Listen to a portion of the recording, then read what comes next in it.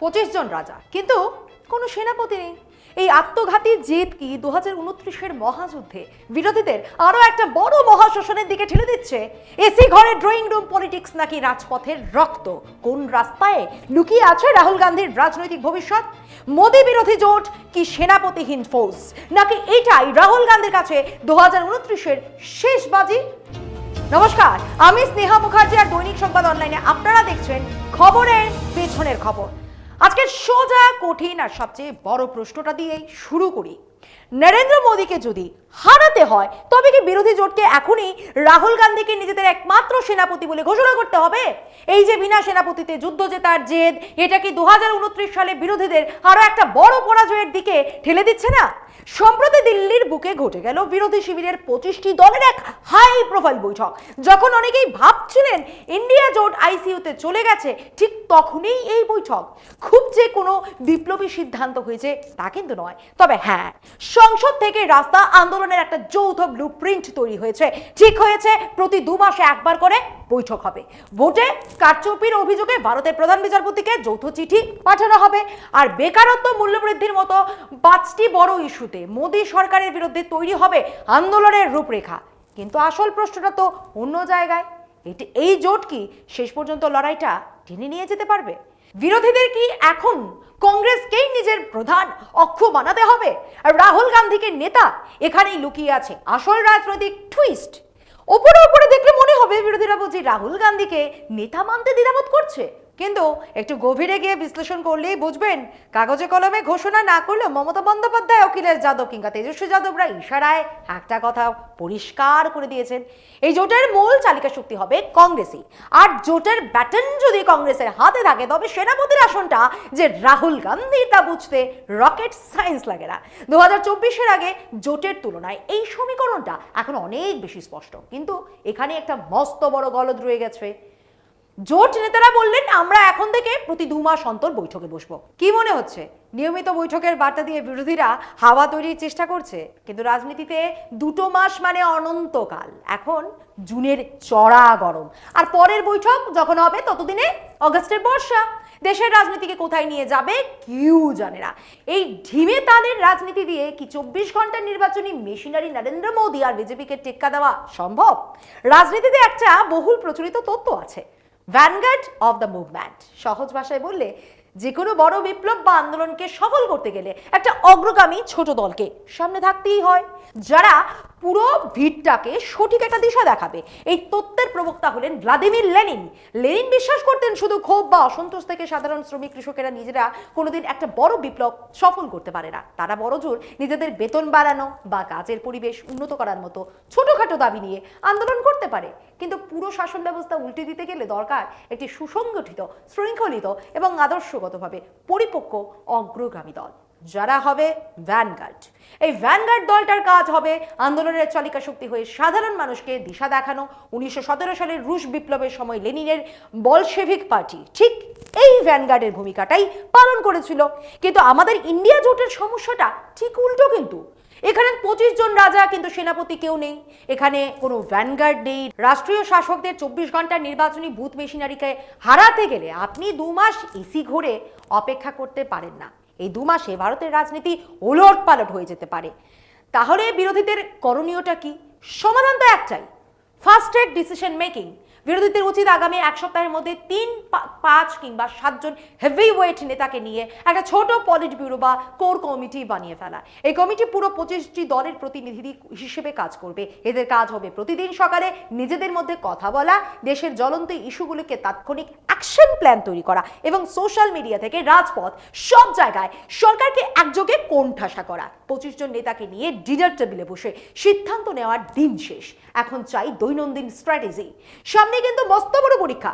উত্তরপ্রদেশ, উত্তরাখণ্ড আর পাঞ্জাবের মতো গুরুত্বপূর্ণ রাজ্যে উপনির্বাচন আসছে। এই রাজ্যগুলিকে এখনই প্রায়োরিটি দিতে হবে। কোর কমিটি একটা যুদ্ধকালীন পরিকল্পনা তৈরি করবে, 25টি দলের কাছে তা সার্কুলেট করবে এবং সবাই মিলে ঝাঁপিয়ে পড়বে। আর এই যে 3 বা 5 জনের কোর কমিটি তৈরি করার কথা বলছি, সেখানে প্রধান চালকের আসনে কাকে থাকতে হবে? অবশ্যই রাহুল গান্ধীকে।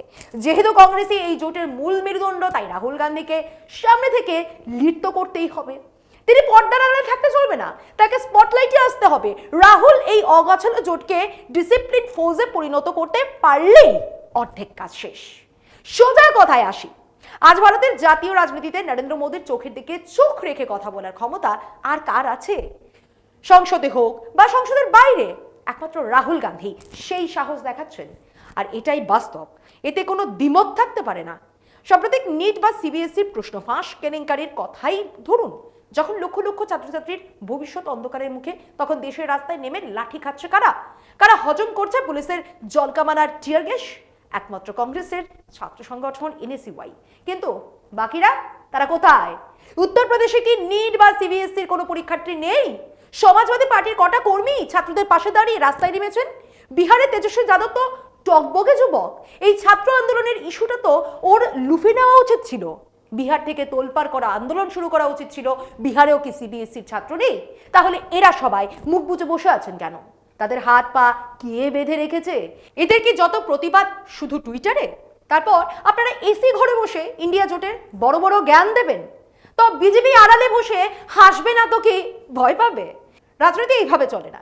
জোটের নেতৃত্ব তার হাতেই মানায়, যিনি প্রতিদিন সকালে উঠে আন্দোলন করতে প্রস্তুত, যিনি ইস্যুগুলোকে শুধু টুইটারে আটকে না রেখে বাস্তবের মাটিতে মোদী সরকারের সামনে বুক চিতিয়ে দাঁড়াতে পারেন। আর এই মুহূর্তে সেই কাজটা একাই করছেন রাহুল গান্ধী। অখিলেশ যাদব বা তেজস্বী যাদবকে যদি নেতা হতে হয়, তবে ওনাদের ছাত্র সংগঠনকেও রাস্তায় নেমে লাঠি ডান্ডা খেতে হবে, যেভাবে কংগ্রেসের কর্মীরা খাচ্ছেন। আবারও বলছি, 3 বা 5 জনের সেই কোর কমিটি এখনই দরকার, আর তার রাশ থাকতে হবে রাহুল গান্ধীর হাতেই। রাহুল গান্ধী প্রতিদিন ওর সহযোগীদের নিয়ে দেশের এজেন্ডা সেট করবেন, আন্দোলনের পটভূমি তৈরি করবেন, মোদী সরকারের বিকল্প হিসেবে দেশের মানুষের সামনে একটা নতুন আশার আলো, একটা স্বপ্ন তুলে ধরবেন, যে স্বপ্নে বেকারত্ব দূর করার স্পষ্ট রোড ম্যাপ থাকবে। এখন প্রশ্ন উঠতেই পারে, যদি রাহুল গান্ধী একমাত্র বিকল্প হন, তবে জোটের বাকি সঙ্গীরা নাম নিতে এত ভয় পাচ্ছেন কেন? কেন সবকিছু শুধু ইশারাই হচ্ছে? এলুকুচুরি কিসের? খুব সোজা সাপটা উত্তর দিই। 24-এর নির্বাচনের পর এটা ছিল বিরোধীদের প্রথম বৈঠক, আর এই প্রথম বৈঠকেই যে সব বরফ গলে জল হয়ে যাবে এমনটা ভাবা ভুল। কারণ পর্দার পেছনের ক্ষতগুলো এখানে বেশ দগদগে। বৈঠকে ডিএমকে বয়কটের মেজাজে ছিল, অন্যদিকে সিপিএম সরাসরি রাহুল গান্ধীকে চিঠি লিখে ক্ষোভ উগরে দিয়েছেন। তাদের বক্তব্য, কেরালায় পিনারাই বিজয়নের বাম সরকারকে কেন কংগ্রেস আক্রমণ করেছে, কেন বিজেপি আর সিপিএমকে এক আসনে বসানো হচ্ছে, একই রাগ সিপিএমেরও। আর মমতা বন্দ্যোপাধ্যায়ের কথা তো ছেড়েই দিন। নির্বাচনের সময় অধীর চৌধুরী আর মমতার একে অপরকে আক্রমণ করার রাজনীতি তো পশ্চিমবঙ্গের ট্রেডমার্ক। তাই এই সমস্ত মতভেদ আর ইগল লড়াই এক বৈঠকে মিটে যাবে এমনটা ভাবা অতি আশাবাদ। আসলে প্রথম বৈঠকটা আসলে ছিল একটা রাজনৈতিক মুখ দেখানোর অনুষ্ঠান, কিন্তু তা সত্ত্বেও আমরা এই বৈঠককে ফেলনা বলছি না। কেন জানেন? প্রথমে মনে হয়েছিল এরা বড়জোর 5-এর মধ্যে 2 পাবে, সেখানে আমি এদের 5-এ 5 দিতেও রাজি। কারণ এই মুখ দেখানোর বৈঠকেই তারা 5 দফার এজেন্ডা তৈরি করে ফেলেছে। বেকারত্ব, মূল্যবৃদ্ধি, সংবিধান আর গণতন্ত্র বাঁচানোর মতো বড় ইস্যুগুলোকে সামনে তো এনেছে। এমনকি নিট কেলেঙ্কারিতে ধর্মেন্দ্র প্রধানের ইস্তফার দাবি করা এবং প্রধান বিচারপতিকে চিঠি লেখার সিদ্ধান্তটাও হয়ে গেছে। কাজ কিন্তু দারুণ হয়েছে, কিন্তু আসল সমস্যাটা তো সেই টাইমিং। এই 5 দফার আন্দোলন যদি আগামী 2 মাস স্রেফ কাগজের পাতায় ঘুমিয়ে থাকে, তবে ফল হবে ভেগ জিরো। লড়াইটা যদি 2029-এ হয়, তবে কাল সকাল থেকেই মাঠে নামতে হবে। ডেইলি বেসিসে মনিটরিং চাই। আজ জাতীয় স্তরে রাহুল গান্ধী ছাড়া মোদীর বিকল্প হিসেবে খাড়া করার মতো আর কোনো মুখ বিরোধী শিবিরের কাছেও নেই। তারা প্রকাশ্যে মানুন বা না মানুন, বাস্তব কিন্তু এটাই। একটা সময় ছিল যখন মমতা বন্দ্যোপাধ্যায়ের কারিশমা আর রাজনৈতিক দাপট ছিল প্রশ্নাতীত। 3 বারের মুখ্যমন্ত্রী ছিলেন, বামেদের 34 বছরের সাজানো দুর্গ একাই গুড়িয়ে দিয়েছিলেন। ভাবা হতো ভারতের মাটিতে বিজেপিকে একাই আটকে দেওয়ার দম রাখেন একমাত্র তিনি। কিন্তু আজ দিদি নিজেই রাজনৈতিকভাবে নিঃস্ব, রিক্ত, দিশাহীন। তিনি নিজেই রাজনৈতিক অস্তিত্ব বাঁচানোর লড়াই লড়ছেন। তৃণমূলের 3/4 বিধায়ক মমতা ব্যানার্জিকে সরাসরি বাঁকা চোখ দেখিয়েছেন দিদির সাধের ফিরহাদ হাকিম। তিনিও প্রায় বুক ঘোরানোর পথে। এমনকি তৃণমূলের সংসদীয় বড়সড় ভাঙ্গন প্রায় হয়েই গেছে। বিধানসভার ফলাফলের আগেও মমতা বন্দ্যোপাধ্যায়ের জ্যোতির্বলয় ছিল, আজ তা সম্পূর্ণ চুরমার। দিদির অনুপস্থিতিতে তার ঘরের দুয়ারে সিআইডি পৌঁছে গিয়ে তৃণমূলের দপ্তরে তল্লাশি চালাচ্ছে। অন্যদিকে তার দলের একের পর এক নেতাকে গ্রেফতার করা হচ্ছে, তাদের উপর প্রাণঘাতী হামলা হচ্ছে, অথচ তিনি রাস্তায় নেমে প্রতিবাদও করতে পারছেন না। আর ঠিক এই কারণে মমতা বন্দ্যোপাধ্যায় নিজে উদ্যোগী হয়ে ইন্ডিয়া জোটের বৈঠক করাচ্ছেন, সেটা দেশ উদ্ধারের জন্য নয়, নিজের রাজনৈতিক অস্তিত্ব টিকিয়ে রাখার জন্য। একই হাল বাকিদেরও। অরবিন্দ কেজরিওয়াল বা এম.কে. স্টালিন নিজেদের রাজ্যে কারোরই পায়ের নিচের মাটি আর আগের মতো শক্ত নেই। সামনে সবচেয়ে বড় পরীক্ষা সমাজবাদী পার্টির অখিলেশ যাদবের। দিল্লির অলিন্দে ফিসফাস শুরু হয়ে গেছে। মমতা বন্দ্যোপাধ্যায়ের যে দশা হয়েছে, অখিলেশের ভাগ্যেও তেমন কিছু ঘটে যেতে পারে। 2024 লোকসভা নির্বাচনে অখিলেশ যাদবের সমাজবাদী পার্টি উত্তরপ্রদেশের 37টি আসন জিতে সবাইকে চমক তো দিয়েছিল। এখন তৃণমূলের সংসদীয় দলে প্রকাশ্যে বুক বাজিয়ে ভাঙনের পর অখিলেশের কাছে তার 37 জন সংসদকে এককাট্টা রাখা নিজের দুর্গ বাঁচানোর এক মরণ বাঁচন পরীক্ষা। আঞ্চলিক দলগুলোর এই দুর্বলতাই কিন্তু রাহুল গান্ধীর সবচেয়ে বড় শক্তি হয়ে দাঁড়িয়েছে। এই প্রথম বৈঠকে যে সমস্ত আঞ্চলিক নেতারা ইশারায় রাহুলের নেতৃত্বে মেনে নিতে বাধ্য হলেন, তার আসল কারণ তাদের নিজেদের ঘরের এই দুর্বলতা। দেওয়ালে পিঠ ঠেকে গেছে সবার, তাই এক হওয়া ছাড়া উপায় নেই। এখান থেকে রাহুল গান্ধীকে নরেন্দ্র মোদীর কাছ থেকে একটা মস্ত বড় পাঠ নিতে হবে। মোদীর সবচেয়ে বড় ইউপিএসসি কি জানেন?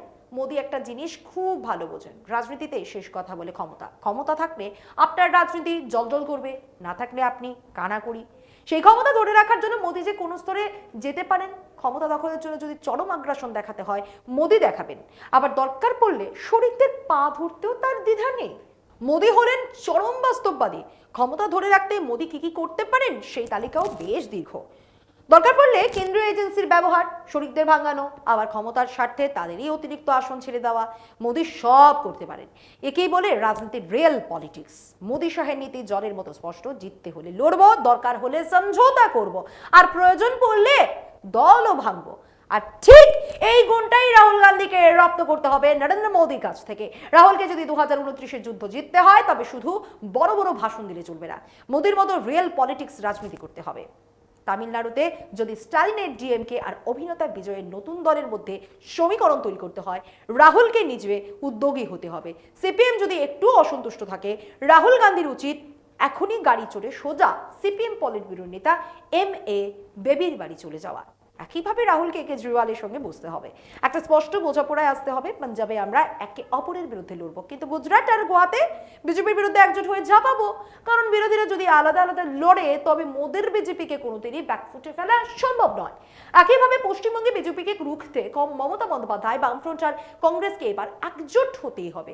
অতীত ভুলে এই ত্রিমুখী জোটের উদ্যোগ রাহুল গান্ধী নিজের স্তরেই নিতে হবে। একটা নামি ডিটারজেন্টের বিজ্ঞাপনের ট্যাগলাইন, দাগ আছে হ্যাঁ।